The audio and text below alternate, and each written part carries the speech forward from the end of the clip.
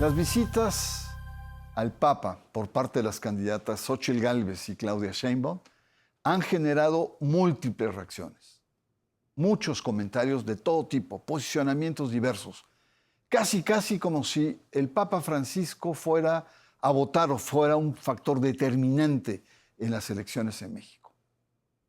La visita al Papa de Gálvez y Sheinbaum por la disputa electoral aquí, en Sacro y Profano.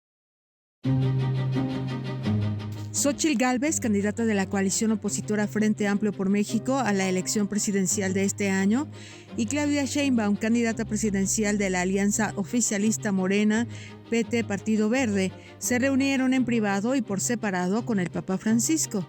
Tanto Gálvez como Sheinbaum se reunieron con el Papa en su casa llamada Domus Santa Marta en el Vaticano, una especie de hotelito para religiosos, lugar que eligió Francisco para vivir. Xóchitl estuvo acompañada por Santiago Krill, su esposo e hijos. Dijo que hablaron de la cultura del descarte y de lo difícil que es ser gobernante. El Papa habría dicho que no hay que dejarse llevar por el canto de las sirenas. El Vaticano habría afirmado que los encuentros tanto de Sheinbaum como de Gálvez con el Papa Francisco se consiguieron por canales no oficiales, es decir, no hubo solicitudes formales a la nunciatura ni a la embajada, informó el periodista Daniel Verdú, desde Roma para el periódico El País. Por su parte, Claudia Sheinbaum expresó en sus redes que hoy tuve el gran privilegio de ser recibida por el Papa Francisco en su despacho privado en Santa Marta. Fue una hora excepcional que nunca olvidaré. El Papa me regaló grandes consejos de vida. Llama la atención que los encuentros entre el Papa Francisco y las precandidatas presidenciales se efectuaron casi al mismo tiempo. Xóchitl Gálvez, candidata de la coalición opositora Frente Amplio por México a la elección de la presidencia de este año, una conformación de PRI, PAN, PRD, y Claudia Sheinbaum, candidata presidencial de la alianza oficialista Morena, PT y Verde, se reunieron en privado y por separado con el Papa Francisco, a diferencia de 2 días. Se ha dicho mucho en torno a estas entrevistas. Y se han dicho una cantidad también de barbaridades y de superficialidades. Aquí le ofrecemos una lectura distinta, hacer un balance y ver las diferentes consecuencias de estos encuentros. Por ello, agradezco al doctor Roberto Blancarte, del Colegio del Colmex, y al periodista Felipe Monroy, destacado joven periodista, que nos ayuden con sus comentarios a entender. Muchas gracias. Tu primera reacción de esta visita. Ya te reíste porque iba a decir Colegio Mexiquense, ¿verdad? No. Estuve a punto de decirlo. No, pero a ver, hay que aclarar. Yo estuve en el Colegio Mexiquense 6 años. Con mucho orgullo. Con mucho orgullo, y me ayudaron muchísimo a crecer. Y después, en efecto, ya desde hace 20 y tantos años, 25 años, estoy en el Colegio de México, pero sí... pero no te reíste, hasta acá sentí tu sonrisa. Muy bien, ¿cómo ves? ¿Cómo viste la visita? Bueno, mira, es interesante en muchos sentidos, y en otros uno podría pensar que ya no necesariamente una foto con el Papa tiene el mismo peso que tenía hace décadas. Hace décadas, cuando no había políticos mexicanos que se atrevieran a tomarse una foto con el Papa, más que los más de derecha o panistas o, digamos, abiertamente católicos, pero aún así era como casi vetado, ¿no? Y esto lo abrió Echeverría, cuando con el pretexto de la Carta de Derechos y Deberes Económicos va al Vaticano, se encuentra con Pablo VI, y abre una brecha que... Ahí no había relaciones Iglesia-Estado. No había... Iglesia-Vaticano, Santa Sede. Santa Sede no. De hecho, las relaciones son hasta 1992. Hubo otros presidentes que por otras razones ya se entrevistaron, vieron al Papa o se tomaron la foto con él, digamos. Pero luego se volvió ya una cosa de hacer fila de todos los políticos, de todos los niveles. Cuando yo trabajaba en la embajada, en los años 90, era así una fila de políticos, digamos, gobernadores, diputados, todo el mundo y lo cual lo hizo que empezara a perder un poco de peso eso. Ya no sé si te fijaste, pero no todos los periódicos lo pusieron en primera plana, por ejemplo, ¿no? Pero gran parte sí los pusieron. Gran parte sí, pero... Como 6 o 7. Sí, pero hubo algunos que no tanto. Porque... Pero aquí el tema no solamente es la foto, Roberto, sino es el uso, digamos, Sí, simbólico claro. de lo que representa Francisco progre, abierto, bonachón, buena gente. Todo el mundo lo quisiera tener en sus filas. Bueno, no necesariamente. Es decir, yo creo que lo que cuenta ahí es la foto. Yeah. Porque la foto es, miren, yo estoy con el Papa y el Papa está conmigo. Obviamente, si todo el mundo se toma la foto, pues ya no sabes con quién está el Papa, ¿no? Digo, Milei que lo superagredió y habló pestes. Maligno, estúpido, maligno, ¿no? imbécil. Luego fue con él y también lo recibió y ahí está la foto igual. Entonces, ¿qué peso tiene eso? Pues cada quien lo tendrá que como sopesar precisamente, ¿no? Felipe, muchas gracias por estar acá. Muchas gracias. Aprecio mucho tu presencia y, pues, ¿qué significado le encuentras a estas dos visitas casi simultáneas, ¿no? Bueno, en realidad, sí, no se puede separar el tema de lo propagandístico, electoral. Evidentemente estamos en campaña, hay una lectura de comunicación política muy concreta que tiene que ver con la fotografía, pero también revelan otras lecturas mucho más, me parece, profundas e interesantes que analizar, que tiene que ver primero con estos mecanismos que siguen operando entre México y la Santa Sede. Y yo me atrevería a pasar por una aduana norteamericana, que la hablaremos un poquito más adelante. Pero estos mecanismos siguen vigentes y siguen operando de una manera no solamente importante, sino muy sutil, muy por debajo de lo esperado, de lo formal, pero operan para evidenciar que hay una narrativa y hay unas necesidades y unas exigencias por parte de la Iglesia y también por parte de los diferentes organismos del Estado para vincular justamente estas dos amplias redes que trabaja tanto el Estado como las instituciones religiosas y en este particular caso de la Organización Católica.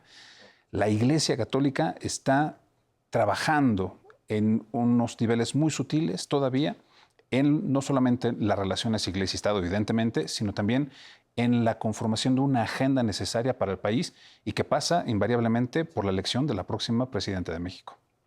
Totalmente. Lo interesante aquí es, pues, ver el significado de estos encuentros, de ver las repercusiones políticas que puede haber, porque evidentemente es un acto político y mediático.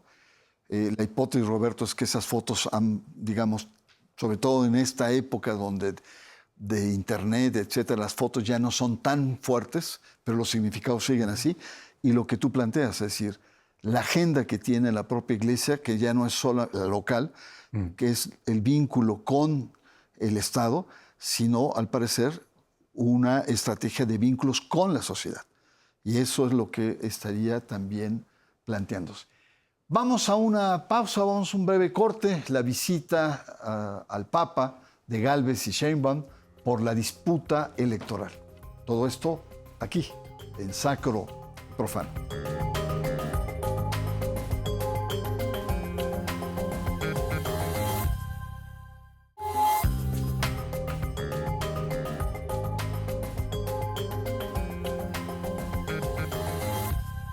La visita al Papa de Gálvez y Sheinbaum por la disputa electoral es el tema, digamos, de fondo que estamos analizando acá.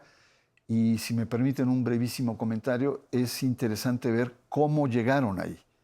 Generalmente para tener estas reuniones hay un protocolo que pues es la Embajada de México ante la Santa Sede, es la Nunciatura, es la Prefectura, en fin, es la Secretaría de Estado, muchos.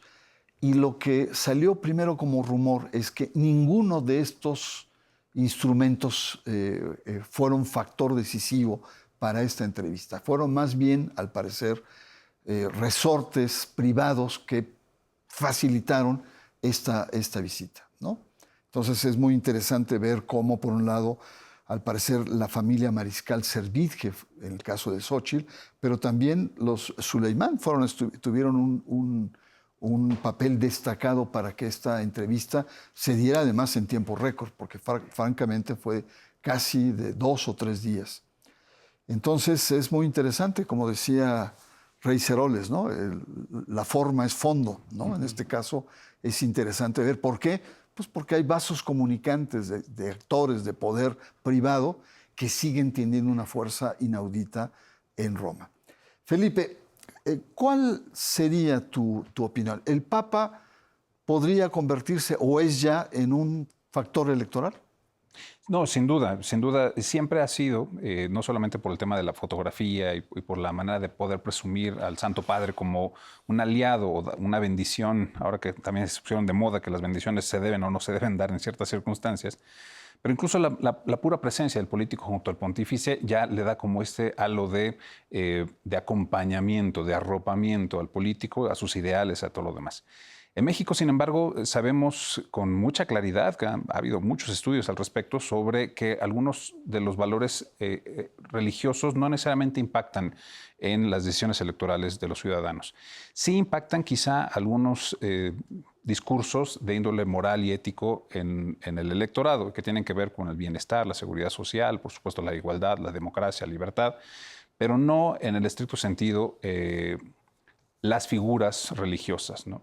En el caso de Francisco, seguramente es muy diferente de los otros pontífices y ahí quizá la experiencia que Roberto tiene de la Embajada de México ante la Santa Sede nos puede revelar mucho sobre qué tipo de pontificado ha venido haciendo Francisco, que no necesariamente pasa por todos estos protocolos verdaderamente pulidos y muy aceitados y además muy, digamos, muy estructurados para poder relacionarse con diferentes sectores sociales o empresariales o culturales. Pero el asunto es, y sigo yo considerando mi hipótesis, que estas dos reuniones, tanto de Xóchitl como de Claudia, no pudieron haberse realizado sin la participación de algunos agentes cardenalicios clave.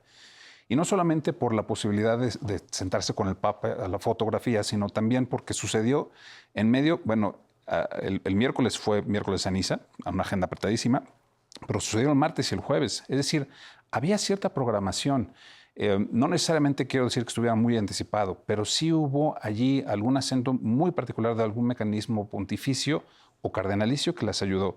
Y yo creo y quisiera pensar que algunos de estos personajes que participaron y que no quieren evidentemente salir a la escena pública pueden ser el cardenal Christophe Pierre, nuncio en Estados Unidos, y por supuesto ex nuncio aquí en México durante casi 11 años. Es un gran operador que siempre ha podido hacer esto. Y de gran confianza. Y de gran confianza del Papa y también los diferentes sectores mexicanos, no solamente los más cercanos al Partido Acción Nacional o al PRD o al PRI, sino también a Morena y los demás. Roberto, los papas han sido usados políticamente, ¿no? Las visitas de Juan Pablo II, Salinas, y Fox, el propio Zedillo, en su momento lo fueron usados. ¿Tú crees que este Papa se deje usar como en ciertos momentos hubo en periodos anteriores? Pues uno podría pensar, bueno, pues el Papa es un peso enorme y va a incidir en la elección. Y vimos que Milei, que fue el que ganó, insultó al Papa y aún así arrasó. ¿Eso te dice algo respecto al peso que puede tener ya la figura papal? Aunque pero déjame decirte, en Argentina, la Iglesia casi en algunos sectores aplaudió a Milei, porque hay una gran división y hay un sector muy fuerte anti-Francisco, que aquí no hay. Por eso, pero... No, sí lo hay, pero no así. Pero estamos hablando del peso del Papa, ¿no? Claro. Entonces, claro, México es distinto, pero ese ejercicio te muestra claramente que tomarse una foto con el Papa o estar incluso con un apoyo abierto al Papa no necesariamente va a pesar algo. Y lo hemos visto en muchas ocasiones, que los papas han querido incluso intervenir en la política mexicana y no ha tenido mayor efecto. Entonces, ¿por qué? Porque contrariamente a Argentina, aquí también tenemos un pueblo muy anticlerical y una tradición muy laico, laica, ¿no? Y una tradición que también pesa. Así como los políticos utilizan al Papa, los papas utilizan su todas peso. las relaciones políticas. Claro. Hay que entender lo siguiente. México tiene relaciones diplomáticas con la Santa Sede. Y uno se pone a pensar, ¿qué tipo de cosas intercambiamos? ¿Intercambiamos cosas económicas? No. ¿Comerciales? ¿no? Culturales, poquito, a lo mejor. ¿Qué es lo que realmente hay intercambio? Pura política. Es pura política. No hay más que... Es decir, las relaciones son políticas. No hay más que comerciar con ellos, digamos. Y entonces es obvio que recibir a dos candidatas, y ellos, por supuesto, seguramente pusieron, vamos a recibirlas en estas condiciones, ¿no? Aunque el acomodo de cómo se consiguieron haya sido distinto. Pero ellos dijeron, sí, mira, bueno, primero, para aumentar el hecho de que son visitas privadas, vamos a hacerlas no en el Palacio Apostólico, sino en la residencia Santa Marta, o sea, en la casa donde está el Papa, que no es el Palacio Apostólico, por lo tanto no es oficial, digamos, ¿no? Y segundo, pues la recibimos así como... Y además privado, que no se publicite hasta que ellos no autorizaran, exacto, que eso es otro elemento. Exacto. Entonces, estamos viendo cómo ellos también están jugando con eso, poniendo además, miren qué privilegio que nos vienen a visitar cualquiera de las dos que pueda ser presidenta de México. No, pues por supuesto sí les recibimos, pero ahí ya hay un costo y en alguna manera ellos querrán, digamos, incidir con el simple hecho de, mira, yo me porté bien contigo, luego no te vayas a portar demasiado mal, por favor, ¿no? Por lo menos, ¿no? Ahora, Felipe, siguiendo esta lógica, y tú hace un momento decías, la Iglesia a nivel de Vaticano, el Papa y la Iglesia local traen una agenda específica para México, ¿no? Tema de migrantes, tema de la paz, tema de críticas al gobierno de la Cuarta Transformación en materia de inseguridad, de violencia, etc. La pregunta es, ¿qué es lo que el Papa, en este caso, también está jugando, por así decirlo? Tenemos claro el juego político electoral de las candidatas y las coaliciones. Pero ¿cuál sería el juego específico del Papa en esta perspectiva que tú planteas? Tienes toda la razón. No podríamos entender esta visita de las dos candidatas al Papa sin reflexionar que también la Conferencia del Episcopado Mexicano la recibió sin tener un título de candidatas. Es decir, todavía eran aspirantes. Y eso no suele permitirse de manera formal, tanto en México como en la Santa Sede, a nivel institucional de la Iglesia. ¿Cuáles son los temas? Sí pasan por el tema de migración, el auxilio a pobres, por supuesto, la condena a la violencia y negociación, etcétera. Pero pasan por dos peticiones históricas, lejanas. La participación política de los creyentes en la vida social en México, es decir, una mayor apertura a la participación no solamente de los ministros, sino también de los diferentes sectores eclesiásticos en la vida política de México, y también la participación de la Iglesia como más valorada a nivel social de la educación, no solamente en el sistema privado, sino también la posibilidad de tener instrucción religiosa en los sectores públicos a petición de los padres de familia como derecho fundamental. Estas peticiones son largas y se han discutido muchísimo sobre ellas y seguramente no avanzarán en gran medida en este país que tiene toda esta tradición laica, pero no cejan de irlas solicitando y también tienen justamente los mecanismos necesarios para poder poner en la mesa estas necesidades y estas discusiones. Y no necesariamente para que cambien específicamente las leyes, pero sí para que cambie la actitud de ciertos grupos políticos que también han sido tradicionalmente agresivos a la participación política de los creyentes en la vida de las instituciones públicas de México. Pues sin duda apasionante el tema y con muchísimas aristas de cómo entrarle. Yo tengo una pregunta que me hago, que precisamente la reivindicación del Papa ha estado más del lado de Andrés Manuel López Obrador como presidente y de la Cuarta T, que por el lado del PAN ha sido menor y mucho menos de Xóchitl Gálvez. Sin embargo, hay una cierta secularización entre las dos candidatas, ¿no? El tema del aborto, el tema de los matrimonios igualitarios, etcétera, que aparentemente serían contradictorios a la política del Vaticano. Hay muchas aristas que están acá presentes y que, bueno, pues hay que desmenuzar. Vamos a un corte, la visita al Papa de Gálvez y Sheinbaum por la disputa electoral aquí en Sacro y Profano.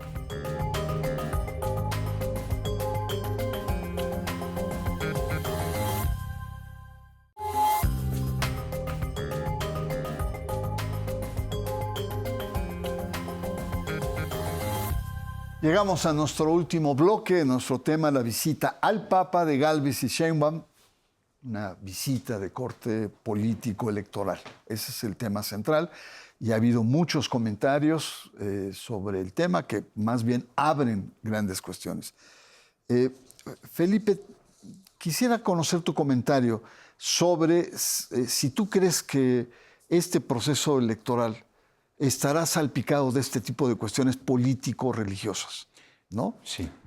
No, yo estoy convencido de que sí, siempre. ¿Sí? Y no es solamente esta ocasión, es decir, México de una u otra manera está siempre salpicado por estas circunstancias. Lo dice muy bien José Agustín en su tragicomedia mexicana cuando habla de las visitas del Papa Juan Pablo II a México. A pesar de todo, la manipulación, la propaganda política, la utilización de los símbolos, de las fotografías, incluso de lo mercadológico, ¿no? La venta de merchandising pontificio, etcétera, no logra empañar esta profunda religiosidad y devoción mexicana ancestral, ¿no? que pervive y persiste y tiene otro código de relacionarse con esos símbolos que no son los políticos, ni son los mediáticos, ni los económicos. Entonces, sí, por supuesto que cada uno de los candidatos, no solamente a las candidatas a la presidencia, sino también los gobernadores y los diferentes alcaldes, etcétera, y representantes populares, de una u otra manera tienen que tener mucho carisma para poder abordar estos temas de la religiosidad popular de sus ciudadanos. Y uno de esos elementos sigue siendo estas figuras que pueden caer un poco en desuso mediático, que quizás ya no representan políticamente lo que siempre representaron, pero que no dejan de tener ese vaso comunicante, esa fibra conectada al pueblo mexicano que sigue no solamente reverenciando o queriendo a las figuras religiosas, en particular al pontífice, sino también sienten que esa cercanía o esa proximidad con estas figuras de una u otra manera dan esa bendición necesaria para no solo el partido político o el personaje, sino también para la administración que pueda comenzar. Felipe, muchas gracias por tu presencia aquí. Un placer. ¿Qué quisieras añadir frente al tema? Mira, yo estoy de acuerdo en que, en efecto, esto va a estar salpicado de cuestiones religioso-políticas. De hecho, este es el primer ejemplo de eso. Porque, ¿qué fue lo que hizo la, digamos, precandidata, porque todavía no comienzan, o la candidata, digamos, que todavía no está en la campaña en sí, pero ¿qué fue lo que hizo? Pensó, porque en política todo se vale, ¿en qué le llevo ventaja, entrecomillado, digamos, a mi contendiente principal, que es Claudia Sheinbaum? Pues que yo soy católica y que ella es judía. Además dijo que es judía no religiosa. Entonces voy a ir con el Papa y ahí me voy a aventar unos puntos. No sé cuántos, pero poquitos o muchos, yo llevo la ventaja. Entonces, claro, los comentaristas, los más furibundos, inciden en eso. Vimos a, no sé, algunos diciendo, sí, ella es atea y no sé qué, como si fuera malo, ¿no? Para empezar. No, pues ella muy claramente, Claudia Sheinbaum ha dicho, no, pues sí, yo no soy religiosa. Digamos, cuestión judía es más étnica y sirve parte de la comunidad o lo que sea.